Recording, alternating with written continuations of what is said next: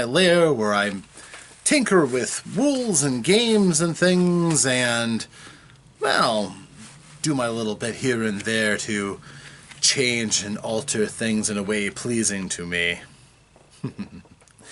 In this case, though, what I'm going to do today is have a little experiment and show you my processes on tinkering with games and getting under the hood and making them fit a personal vision a bit better. So basically this one is called Addition by Deletion. And it could be very useful for those of you who are looking at a role-playing game and are a little bit intimidated by what's already there.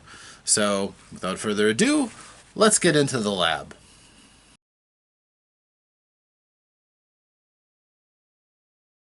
So today, for this episode of the Lab of OmnusI, we're going to take a look at a published work, and we are going to fit it to a particular vision that we have in our heads, that the work itself doesn't quite meet everything that we need. As a matter of fact, it does so by having too much that we don't need. So basically, if I was going to sum this all up, this episode is an affirmation of the game master's ability to strip out the things that don't work for their particular game and be able to make something that serves their needs, even if the original material would have far more than they would need or even want. So, the work that we're using today is Mighty Protectors, the 3rd edition of Villains and Vigilantes. It is a superhero role-playing game, and it is a game that, because it's the 3rd edition of something that's been around for well over 20 years, it has a lot in it. If you think about it, in a superheroes concept, when you think of, say, your favorite superheroes, maybe you lean towards Marvel side, maybe you lean towards DC, maybe you like some of the independents. What really grounds most of these comics is that they don't take place in a vacuum. They have a large and varied world, and that world really does a great deal to ground and inspire the setting for the story. So if, for instance, if you want to create a brand new superhero in the Marvel Universe, you might be tempted to, say, put them in a place like Manhattan, New York, where there are already a lot of superheroes, so there's already a great deal to bond that character into the greater universe. A street-level vigilante, for instance, might have somebody referencing Luke Cage, for instance, or maybe Spider-Man, so that you know what universe, what world you're in. The people who are familiar with the Marvel Universe already have something to latch onto. And the lingering possibility that you might actually have an appearance by those kind of characters, as comics are rife with crossovers and cameos. So, much the same way, DC, same thing. Everybody in the DC universe has to live with the fact that the Justice League exists and serves Overwatch over the entire planet, so that if a huge disaster occurs, the Justice League will come in and try to save people. It's not a perfect shield, but it's something. And everybody is aware of that, from the least civilized lands on up to the high-rises in Manhattan. So, too, is Mighty Protectors as a game and a universe bonded with a great deal of background, so that you have villains and conflicts that are already in place when you come to play this game. But in this case, I'm only really interested in using the engine for it. I don't need any of the other things for it, and since we're not dealing with anything too hazardous, I'm going to take my gloves off. It's hard to turn pages with these things on, really. But we have here a world full of villains and heroes, aliens, alternate dimensional beings, and things like that, quite honestly, in the story that I have in mind, that doesn't work very well. So, let me give you a background on what I envision. First of all of the superheroes in this game are going to be humans. There's not going to be alien races, there's not going to be mutated flies or anything like that. They're humans. All of the humans who have superpowers did not start with superpowers. An alien race who does not make their public presence known comes to individual humans that are in crisis situations and offers them either a lot of money or superpowers, without illustrating what the superpowers are, just that they'll be helpful. And they basically just give one question. The person gets to answer. Do you want the money? Do you want superpowers? The money is not insubstantial. It's $1 million for your average person. Equivalent value in other countries. If you're already very wealthy, they may offer something else, but it's something of great value to you. So you would have to ask yourself, somebody came up to you and said, would you take $1 million or superpowers? You have to choose now. What do you choose? So for the people who pick superpowers, they are instantly given superpowers, usually fitting some sort of crisis that they're about to find themselves in.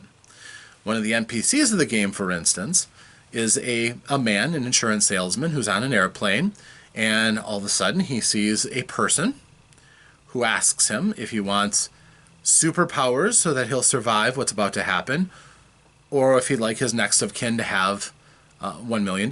He's struggling, so he doesn't want to die, so he takes the superpowers, and the plane's engine suddenly cut off and it crashes.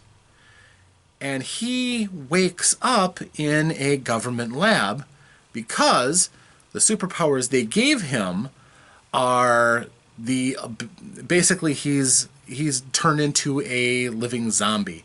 He can't really die, and if he's ever damaged, he can regenerate himself from consuming human flesh. It's unsavory, certainly, and not what he would have chosen, but he's also impossible to kill. Guns only slow him down, and if he can get close enough to start eating on somebody, he'll regenerate that tissue very quickly. So even if he doesn't, he'll slowly regenerate, but that, basically regenerates him. So when they found him in the ruins of the plane, he had been devouring the other people in the plane subconsciously and regenerating himself, despite the fact that he had died from the crash and then got soaked in jet fuel and burned, and there was enough of him left to crawl over to the other bodies, eat them, and regenerate to the point where he was almost back to full corporealness by the time the government got him and captured him and had been experimenting on him and finding out what his full range of his powers are. And so the government decides to use him as a weapon. That's part of the fiction. If you happen to be a part of this adventure, then someday you might meet Mr. Zombie. But this is an example of what superpowers are like in this game and how you get them. Had he taken the money, the thing would have died. He would have died in the crash, and his wife and children would have found mysteriously a bank error in their favor that would have gotten them $1 million. Or a settlement, actually it would have been a settlement from the airline. So yeah, this is a concept I think that has more about personal choice and what you do with those choices, which to me is an exciting thing to explore and something that you can certainly do in superheroes. So a lot of this stuff we don't need. I don't need to know about alternate dimensions or other planets and aliens that come to the world. So likewise, the heroes are going to get their powers at early on, when other people are just starting to get superpowers. So I might look at this and go, wow, this is really intimidating. There's a lot of stuff in here that I can't use. But realistically, it's all about the license for a game master to take what they need out of a particular work. For instance, in this case, I can look at the basic character creation. This is important for things that I might be interested in. Power level, I'll decide that. It's going to be standard power level, so superheroes are much cooler than normal people get a chance to be without extreme training and experience, but they're not earth-shatteringly powerful. So we're going to be playing around with that level of power. Birthplace. Well, the options for this table, for instance, one of the things that you roll up early is, are you local? Are you a foreigner? Are you a stranger? Are you from a lost or hidden part of the world? Probably not appropriate. An anachronism from another time period? Again, not a possibility. Alien or extra-dimensional? Well, this is fairly simple. I probably won't even use this table at all. I'll let the players decide where they come from, if they want to be from, where they want to be from. Because everybody's going to be gathered to, at the beginning, the adventure is actually going to start in Australia, so they'll be gathered there from various places after they make their choice and choose superpowers. Because if the characters choose the money over the superpowers, then they're playing a different kind of game. So, yeah. As far as the known regions, they have a pretty extensive list of all the places people are likely to come from. We can use this if anybody doesn't want to make a choice, but that's unlikely. The lost regions we're not going to include. Time periods for anachronisms we're not going to include. Other worlds and alien races. No, we're not doing it at all. Likewise, other dimensions. So that drastically limits what my players have options for, which if you think about all the range of possibilities of people, the 7 billion or so people that are in this world, or whatever the number is, certainly you can think of interesting people, or interestingly, a normal person who's caught in a very unusual circumstance of getting superpowers that I don't need them necessarily to be from another world or from another dimension. That's just way more than my story needs. So we're just going to get rid of that completely. Snip, snip, gone. So for character generation, that's one thing I'm completely taking out. Species, again, everyone's human. So there would have been an 80% chance of being human in this, rather than a tech construct, mystical construct, monster, or mixed. You're all human. Snip, snip, gone. Done. And not to say there aren't really cool options here. The Mighty Protectors game has a lot of really cool ideas. You could be a Cro-Magnon, an Atlantean, a Lemurian, a mystical construct. There's lots. But I don't need it for my story. So I'm going to use my Game Master's Fiat and just, that's out of the game. That's not an option. They can't be Paratonians or Silicoids. Just not in my game. Not this one. Not in the story that I'm telling. In a future game, perhaps I'll allow all of that stuff and let them take place in the world of villains and vigilantes and the fiction that they've built. But in this case, it's fine for me to say no. Age, that's up to the players. Gender and gender expression, they're very awoke on this, which is fine for certain groups. I'm not going to deal with that. Not because my players... It's because my players don't want to. Nobody's ever come up to me and said, I really want to play a transgender, bisexual, androgynous man-woman. They've never said that. They've always defined either male or female, and we've never really played around with those kind of issues. I'm, again, not saying that that's not fodder for another game or for a certain group. It's just something my group does not choose to involve themselves in. So, move forward from there. But if they wanted to, I would have no problem with it. So, that would be fine. Basic characteristics. After that point, it pretty much comes down to your general creation. Creating your stats, creating your selecting your powers. And for the most part, they give a pretty good chance of rolling up some pretty decent abilities and powers and trying to unify them into a whole.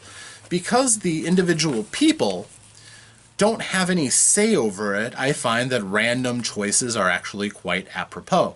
It adds a little bit of a spice to it. It does run the risk of somebody rolling a kind of a clunker character, but because your character in this game, you roll for 2 offensive powers, 2 defensive powers, and 2 miscellaneous powers, it gives you a pretty good chance of being potent no matter what.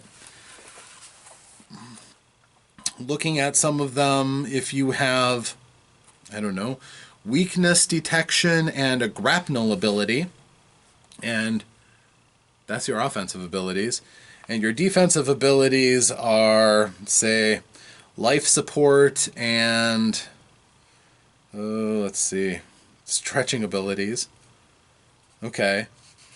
Life support and stretching abilities, and your miscellaneous powers are luck, or no, knowledge, so like you can have another profession, and a vehicle, you've got a really cool car. Some people would say that's a fairly useless character, although I can already start thinking of how you could make that into a very, very interesting and engaging character in the story. And then final touches, you've got your character concept, looking for patterns throughout the powers and trying to figure out, exactly what makes the character work. Those are all things that are useful. They are all the things that give my characters their meat and potatoes, what actually works with them. So we've taken out just what we didn't need, what we didn't want, and in its place, it's changing the focus of the game. It's changing the game so that we can focus on what we really want, I really want. In this case, a real focus on what people's experience would be like in a world slowly waking up to superpowers from an outside source. And that could be very engaging. It'll be an interesting experiment, certainly. The adventure campaign is going to be called The Gifters, because that is what the people who give the superpowers are. They are aliens. So if you are watching this from outside, people will be speculating that it's angels, demons, God is doing it.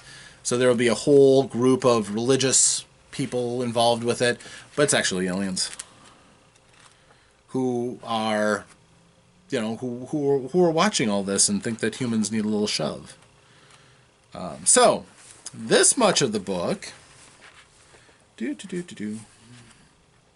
am I? From one half of this page on up to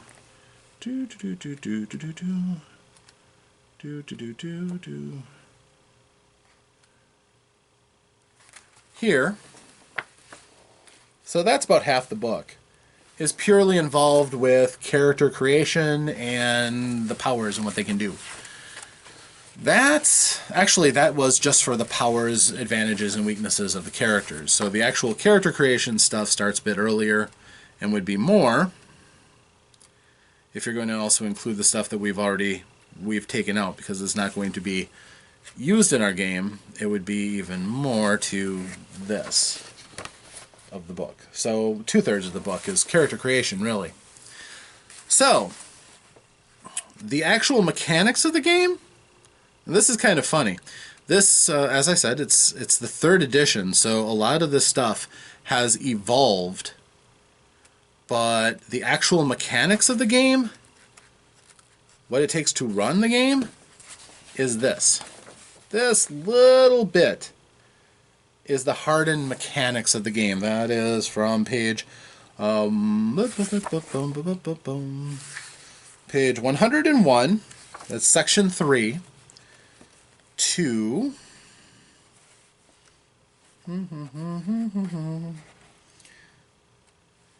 Section 3 is dedicated to game mechanics. Section 4 is dedicated to rules for combat.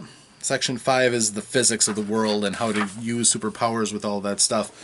That all goes to 118. So again, this is an extremely rules-light game if you think about it.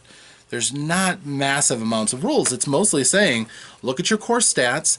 They will have numbers for saving throws or what you need to roll to successfully do something using that attribute. And then you go forward and you just roll the 20-sided die and see if you hit it. So to me, that's pretty cool. It's a pity the layout in the book is a little rough. I probably would have put that before the massive page of all the abilities and everything. But still, it's relatively straightforward. Tons and tons and tons and tons and tons of abbreviations that make it a little bit of a chore to go through, but for the most part, it's solid. Then we get to the world. Section 6, being a superhero. In this case, being a superhero involves all of the stuff for their world. And that is all kinds of their background fluff. So that is, we have 5.7 examples of play, which is a nice description of how to make the game work. But sections 6 and 7 are all about the world that Villains and Vigilantes incorporates. All of the supergroups and super beings that shape the world and that your characters, if you're playing in that universe, might end up bumping against. And just enough information so that an unexperienced DM or Game Master can throw some of that stuff in, mentions of these characters and organizations, and have the players fight against them, fight alongside of them, something like that. Section 6 is really about, it's fairly kind of generic about how superheroes could exist in a world and not just come across as vigilantes, forming groups, having laws and things that figure out where heroes exist and how they can help and not be held accountable for when bad things happen, which you would effectively need. If nothing else, Iron Man for Marvel's movies kind of showed us a little bit about what a logjam it is when your CEO suddenly gets on a power suit and has the risk of doing millions of dollars worth of damages or billions of dollars. Section 8 is game mastering, which is, they do have a section on creating your own setting, which is cool. So that's fine. It's good for, starting game masters who are setting stuff up, which I don't need because I already have a pretty good idea of what my world is going to be like, and I have experience in running role-playing games, so I know what I'm going for here. So, all in all, a full third of this book has no great use for me. Now, I don't think my players know a great deal about the Villains and Vigilantes universe. I don't think they expect to see Shatterman or Gauntlet or the Mighty Defenders, the Mighty Protectors, or the Defenders, or any of the other groups in the game, which is fine. But if that were the case, it would be important for me to know that as a game master, it is my right and ability to take an existing work and change it to fit my needs. If I was playing Dungeons and Dragons, for instance, and I don't like elves, I hate elves, I can create a world where there are no elves. Relatively simple. You tell the players they're not a player option because they don't exist in my world. Some players may balk at that. They may, I love elves. I wanted to play an elf in this game. I'm sorry, you can't. Elves don't exist in this world. A game master may have a reason for it, or there may be none. This world has never known elves. So, no, there's no expectation that there are elves. And that's fine. Again, it's the game master's right to do those kind of things as you need, or as you want. Ultimately, you are the author of the story. It's just player characters are going to have their own heads on what's going on. But as far as an existing game goes, it's really about you and how you want the world to progress and the content that you want to have in your world. If you have a game and you don't like elements of it, feel free in your shadow universe of this game to take those things out. You have the right and the ability to. Now, that being said, when you do so, you may create a vacuum.